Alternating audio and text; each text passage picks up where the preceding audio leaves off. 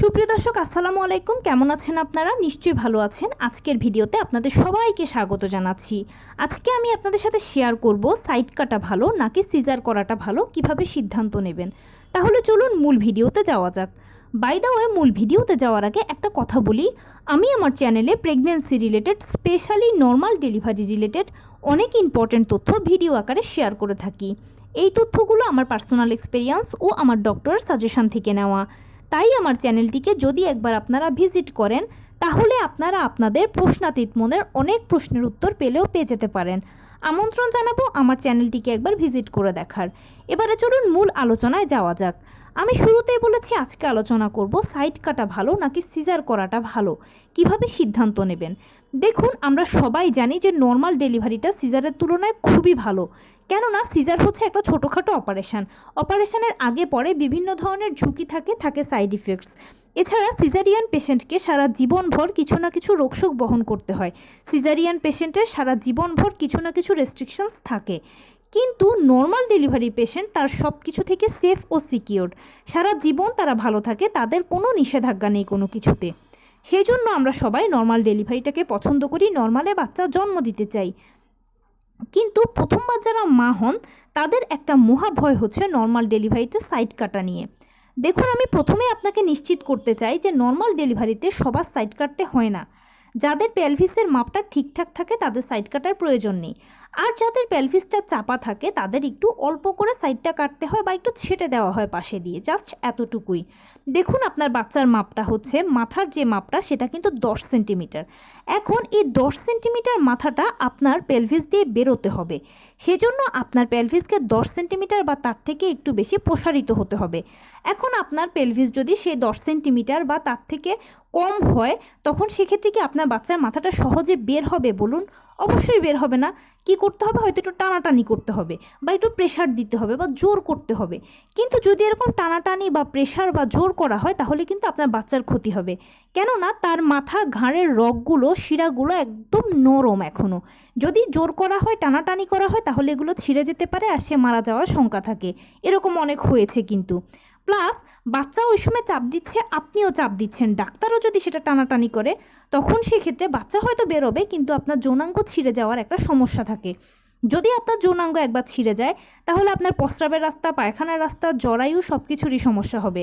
অনেক সময় হবে যে আপনার প্রস্রাব পায়খানা অটোমেটিক হয়ে যাচ্ছে, আপনি হয়তো বুঝতেই পারছেন না, বা জরায়ু বের হয়ে আসার একটা সম্ভাবনা আছে।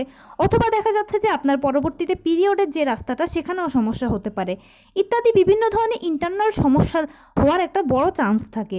আর সেই জন্য ডাক্তাররা সে রিস্ক নেন না, বা আপনার বাচ্চা আপনি যেন সুস্থ থাকেন সেই জন্য ডাক্তাররা জাস্ট একটু সাইডটা ছেটে দেন।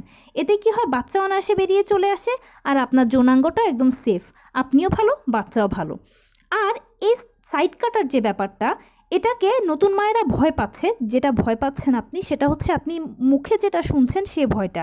এটা আসলে আপনার বোঝার কোনো সুযোগ নেই। কেননা ডেলিভারি টেবিলে ওই সময়টাতে আপনাকে ডাক্তার কন্টিনিউ বলবে যে মা চাপ দিতে থাকুন, চাপ দিতে থাকুন, আপনার বাচ্চার অবস্থা খারাপ হয়ে যাচ্ছে, আপনি কি করছেন, চাপ দিন, আপনার বাচ্চার অক্সিজেনের সংকট হচ্ছে। আর এই কথাটা শোনার পরে একজন মা তার ধ্যান, জ্ঞান সব কিছু দিয়ে শুধু চাপ দিয়ে বাচ্চাকে বের করতে চায়। সে সময় ডাক্তার কি সাইড কাটছে না কি করছে, সেটা মায়ের একেবারেই ফিল হয় না। এরপরে সাইড কাটার পরে অনেকে প্রশ্ন করেন যে আপু কী সমস্যা হয়। দেখুন, 95%-এরও বেশি মানুষের সাইড কাটার পরে কোনো সমস্যা হয় না।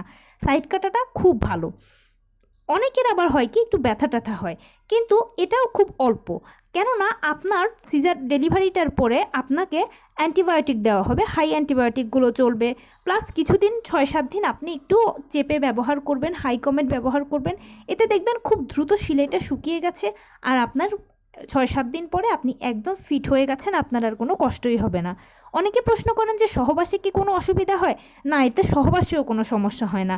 বরং আপনি সেকেন্ড টাইম, থার্ড টাইম বা এরপরে যখন নেক্সট টাইম বেবির প্ল্যান করবেন, তখনও কিন্তু কোনো সমস্যা হবে না। সব কিছু এটা একদম সেফ ও সিকিওর। এবারে আসি সিজারের কথায়। সিজার মানে হচ্ছে আপনার জরায়ুটার কেটে বাচ্চাটাকে বের করা। তাহলে বুঝুন, এ সময় আপনার জরায়ুর ভেতরে একটা সেলাই পড়ে, উপরে একটা সেলাই পড়ে, 2-3টে সেলাই পড়ে। এটা একটা অপারেশন এক কথায়। আর অপারেশনে সব ধরনের ঝুঁকি থাকে। এছাড়াও সিজারিয়ান পেশেন্ট পরবর্তীতে কখনোই কিন্তু খুব ভারী কাজ করা বা ভারী কোনো কিছু ওজন করা সেগুলো কিন্তু পারে না, একদম হালকা ফুলকো কাজ করে। এক কথায় বলতে গেলে সিজারিয়ান পেশেন্ট একটা অপারেশনের রোগীর মতো, যেরকম অপারেশনের রোগীকে বিভিন্ন ধরনের নিষেধাজ্ঞা মেনে চলতে হয়, সেরকম সিজারিয়ান পেশেন্টকেও নিষেধাজ্ঞা মেনে চলতে হয়। তাহলে এবার আপনিই বলুন, সাইড কাটাটা ভালো নাকি সিজার ভালো? অবশ্যই আপনি বলবেন সাইড কাটা ভালো। এছাড়া সিজারের আরেকটা বড় অসুবিধা কি আছে জানেন? সেটা হচ্ছে আপনি যখন নেক্সট টাইম বেবির জন্য প্ল্যান করবেন, তখন আপনার 7 মাস 8 মাস 9 মাসে তো পেট বড় হয়, যত বড় হবে সেলাইয়ের দিকে তত ব্যথা করবে, টান পড়বে। অনেক মা এটা সহ্য করতে পারে না, যার ফলে আগে আগে সিজার করিয়ে ফেলে, মানে প্রথম সিজার তারপরেও সিজার তারপরেও সিজার হয়। তাই সিজারটা আসলে কিন্তু এক কথায় ভালো নয়, সিজার না হয়ে নর্মাল ডেলিভারি হওয়াটা ভালো। আর নর্মাল ডেলিভারিতে সাইড কাটার প্রয়োজন যদি হয়, তাহলে সাইড কাটলেও এটা আপনার জন্য সুবিধা, আপনার বাচ্চার জন্যই সুবিধা, পরবর্তীতেও কোনো অসুবিধা হবে না, আপনারা একদম ভালো থাকবেন, সুস্থ থাকবেন। তো এই ছিল আজকের ভিডিও। কেমন লাগলো বলুন? যদি ভালো লেগে থাকে ও হেল্পফুল হয়ে থাকে, তাহলে প্লিজ লাইক কমেন্ট শেয়ার করতে একদম ভুলবেন না। আর সেই সাথে আমার চ্যানেলটিকে সাবস্ক্রাইব করার বিনীত অনুরোধ রইল। পাশে থাকা বেল আইকনটি ক্লিক করে দেবেন, যেন আমি ভিডিও আপলোড করার সাথে সাথে আপনার নোটিফিকেশান পেয়ে যান। এছাড়া যদি কোনো প্রশ্ন থাকে কমেন্টসে জানাবেন, আমি রিপ্লাই দেব। প্লাস যদি কোনো পরামর্শ থাকে যে কোন বিষয়ের উপরে ভিডিও বানালে আপনারা উপকৃত হবেন, সেটাও জানাবেন। আমি আপনাদের পছন্দের সর্বোচ্চ প্রায়োরিটি দেব। ভালো থাকবেন, সুস্থ থাকবেন, নর্মাল ডেলিভারিকে সব কিছুতেই সাপোর্ট করবেন, এটাই হলো কামনা। আসসালামু আলাইকুম।